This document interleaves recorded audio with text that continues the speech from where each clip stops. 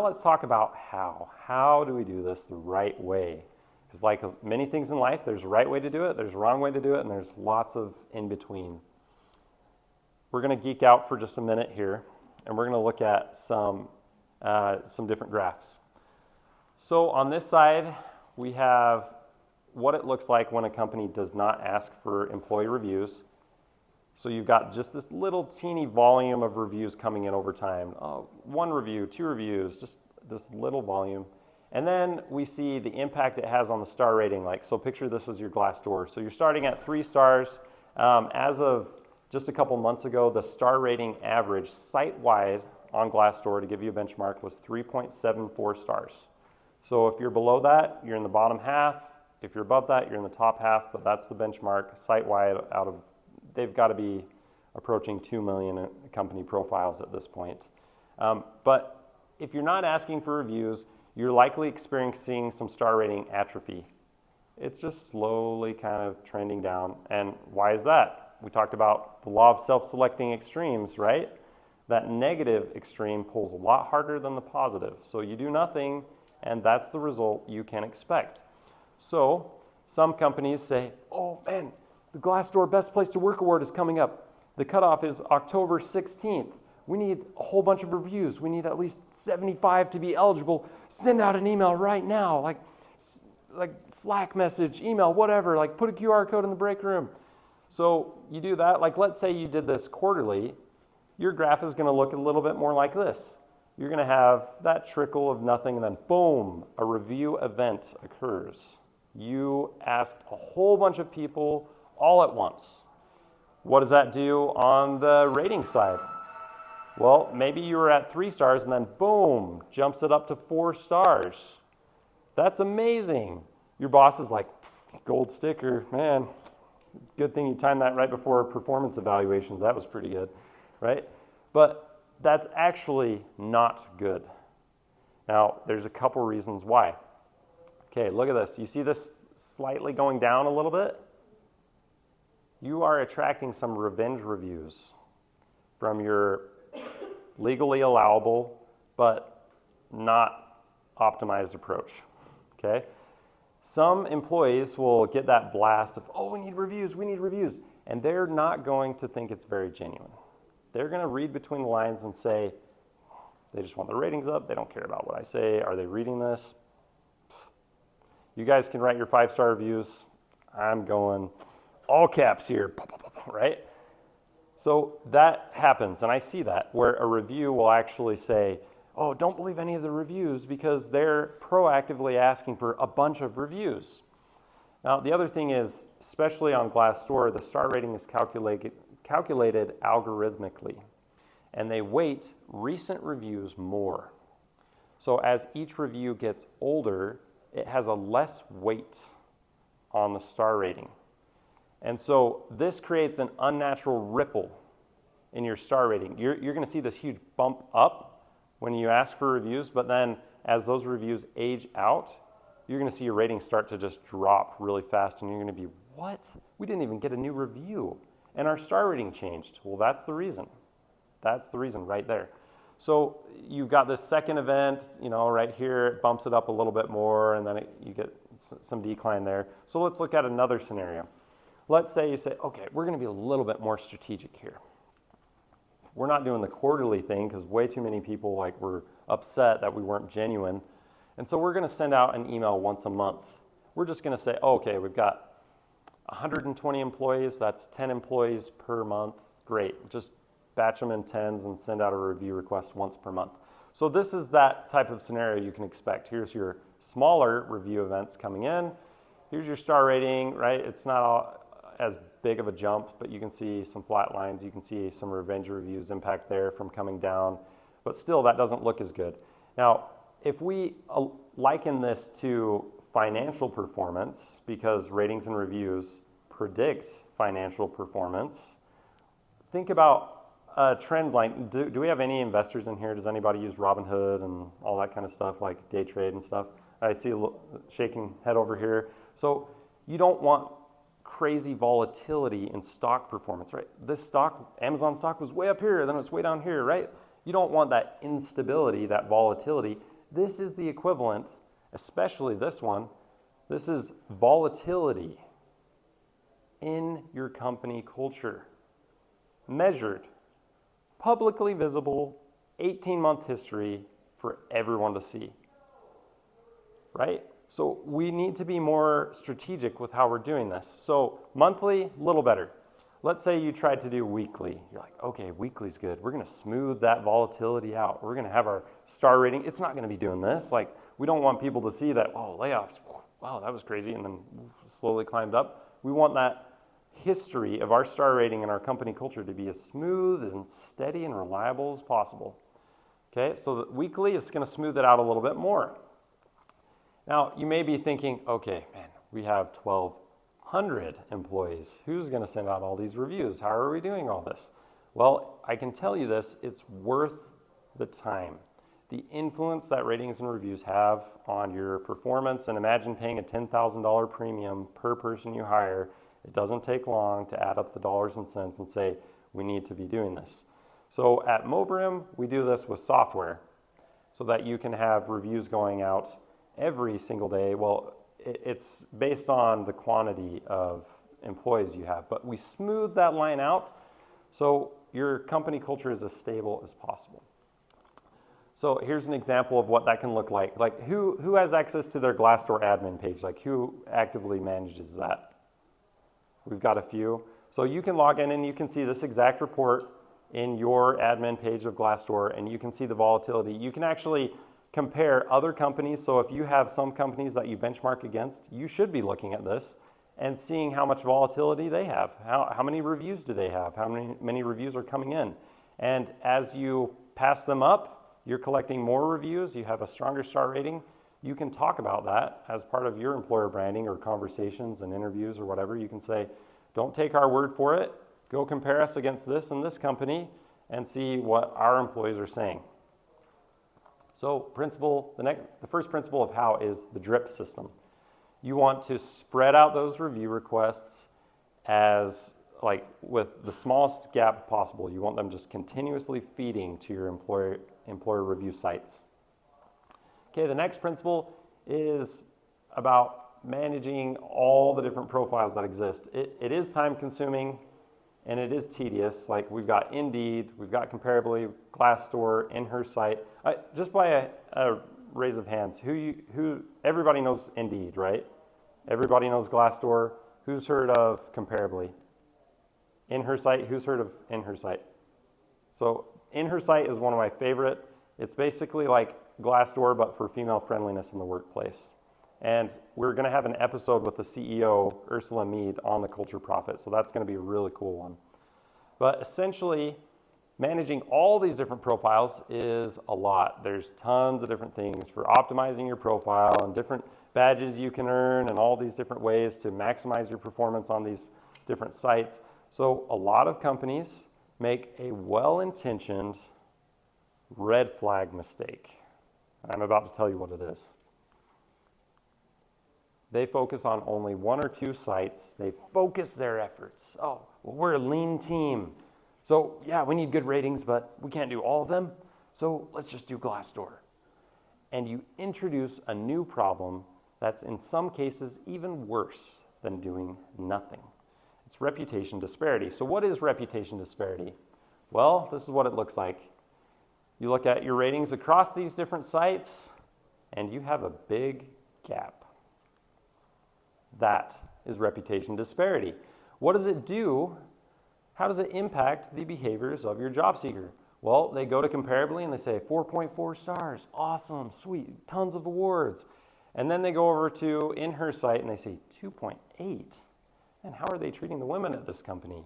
Or Glassdoor, 3.3. Why is there such a huge gap between these different sites? Well, now I don't believe that 4.4 star, and it's actually reinforcing trust in the negative ratings, those lower ratings. Why? Because, well, there's obviously something going on over here. They must be proactively asking for reviews and coercing their employees to say positive things. And this is the uncensored, unbiased opinion of the employees. So that's what I can trust, right? We're smart people. We're all consumers. We've had lots of experience shopping and looking at all sorts of different information. Harvard Business did a study and found that on average, we cite 10.4 different data sources before making purchase decisions. So that can include review sites, unboxing videos, talking to your neighbor, talking to a friend, chatting a coworker, like whatever it is, online, offline. 10.4 is the average number of things we look at before making a purchase decision. And obviously it's going to vary based on consideration, right? From the car to the paper plates. But think about a job. Is there any more purchase decision that impacts our life more than that? I mean, a house is a big deal, but we work at a company with all these different people that we spend so much time there. It is by far one of the highest consideration purchase decisions that we make. Okay, so principle number 2, we need to diversify our review requests, just like we would diversify a financial portfolio. Think about your 401k. Would you want all of that in one company? Like what happens, right? It's the same thing. We don't want all of our focus on Glassdoor. There's stability in having our reputation spread across different sites, just like the financial use case. So principle number 3 is ask on repeat. So I've talked to a lot of people today, and so far, and in previous conversations, I've never had someone that knew this, but did you guys know you can write a review on Glassdoor more than once for the same company? And these other sites as well? Now, unlike leaving a review of a product or a restaurant or other things, your experience working at a company changes over time. And so these platforms allow for reviews to be posted at a certain cadence so that you can share how that experience changes over time. So here's the basic outline. Glassdoor, every 12 months, you can edit your review for up to 30 days. Indeed, you can write a review every 12 months. Reviews are not editable. Comparably, you can write a review every 12 months. If you decide to write one before that 12 months has lapsed and it's with the same account, it will post the new content, but it replaces the previous review. And then on InHerSight, I disagree with this, but they allow you to write a review every 3 months. I think that's too frequent, but that's what it is. Okay, principle number 4 is we need to make it easy. We need to remove barriers to participate, make it as simple as possible for people to share. Use an email, send a Slack message, have a QR code, but make sure that it's going directly to the review request form. Okay, so not just your page. Once you get to the respective page, there's one more button that says rate my employer. Click into that. That's the URL you want to share because you just eliminated one more click that your employees have to make to share. Okay, now the next one, this one's pretty fun. This is a little bit more consumer behavior things. In my book, I talk about a principle called review DNA. Every review is written with a motive. It has a stimulus for why we decided to write that review, and we have different methods for rating. So we want to appeal to these things to unlock greater participation. We shouldn't say, hey, please leave this review. The Glassdoor Best Place to Work Award is coming up pretty soon, and we really want to get it. So if you could maybe help us out and write a review. No, that's talking about what's in it for you. You need to ask them in a way that appeals to their motives. Like a marketer trying to get someone to buy a product, they're talking about how that product changes the life of the person that's going to buy it. So that's what we need to do. So the biggest reasons why people share reviews, number 1, give back to the community. That's the number 1 reason. I've read reviews in the past, I've benefited, so I want to pay it forward, and I want to share reviews to help other customers. So if you can appeal to that, your request could be a little different. And then some of these others as well. So here's an example. Hello, employee. Thank you for your contributions at our company. Your efforts make a measurable impact on our success and the development of our culture.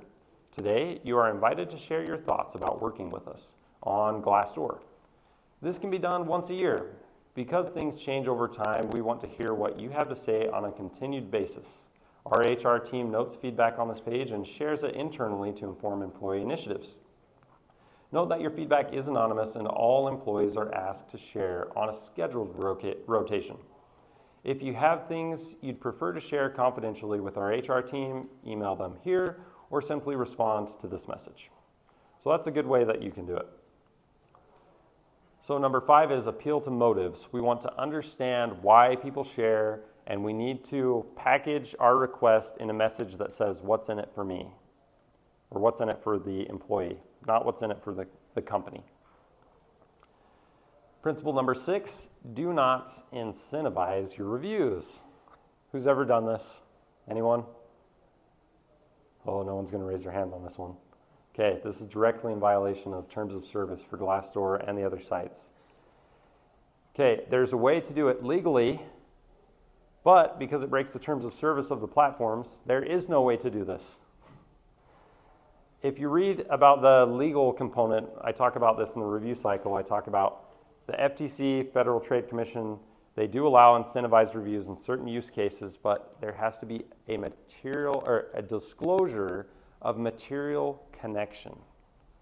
So if a company offered me a free product and said, hey, please write a review of this product, I could do that on Walmart or Overstock or a website where that's not against the terms of service, but I would have to have a disclosure in my review that said, I received this product for free in exchange for my feedback. Because then you as a consumer are informed and you know how that review came to be.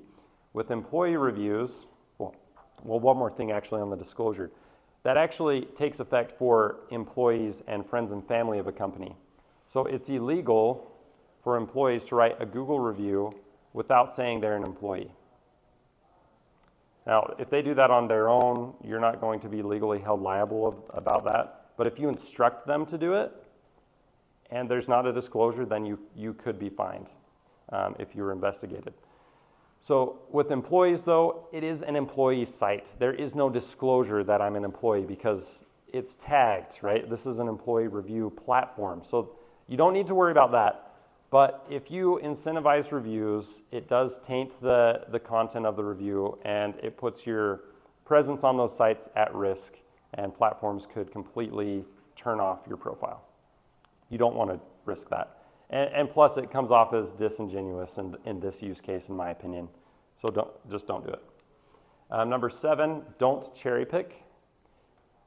We're not here to just try to find who's happy and asking them for a review.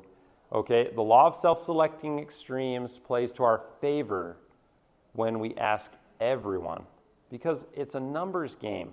We get more reviews, expect the negatives, but don't be afraid of them. In fact, they're good. Now, I talk about a principle similar to price elasticity. If you're familiar with economics, there's a principle called review elasticity. And this is in the book as well. As reviews and ratings go up, demand goes up. Same thing with applications and hiring. But as you get too close to 5, there's an almost unexpected trend that happens. Sales drop. And why do you think that is? Why do you think? What is it? Sorry, because it no longer seems authentic. 100%, you nailed it.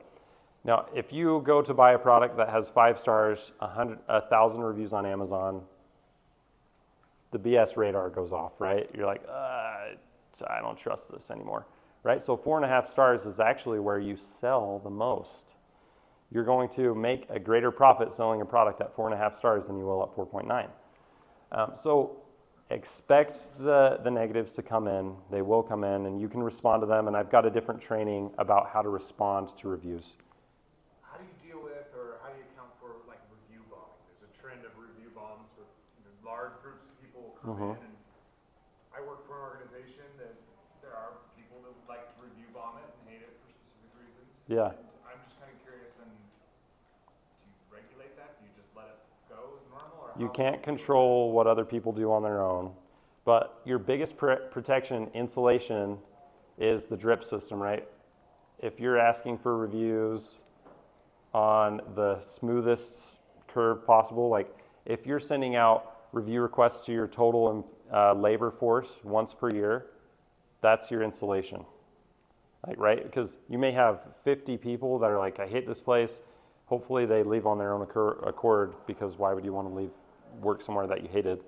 but asking everyone just has a constant drip of reviews that's statistically more likely to be higher. And if you have a spike of negativity, it's not going to hit you as hard. So you just need to constantly be asking for reviews. So we're almost to the end here, guys. Okay, so we talked about that. Okay, so the last principle of how is don't compromise anonymity. So if you're asking for reviews in-house, it's honestly not the best case scenario. I've done this at multiple different companies because there wasn't a software to do it outside, but there's a perceived conflict of interest, right? That can arise. Like, oh, HR is asking me for a review. I'm in BCC. I don't know who else they sent this to. Am I being targeted? Are they asking me for this review and then they're going to see that I wrote a review the next day and I'm going to have some retaliation? That's a real fear, right? And I've had employees tell me that that's a real fear. And so there's not much you can do to overcome that if you're running this in-house, except realize that you're likely going to have a little bit lower participation. The people who feel that are likely not going to participate, but the numbers are still going to get you through with everyone else that is comfortable. Okay, so as a recap, do's and don'ts. You need a drip system. Diversify across platforms. Ask on repeat, make it easy, appeal to motives. Don't incentivize, cherry pick, compromise anonymity.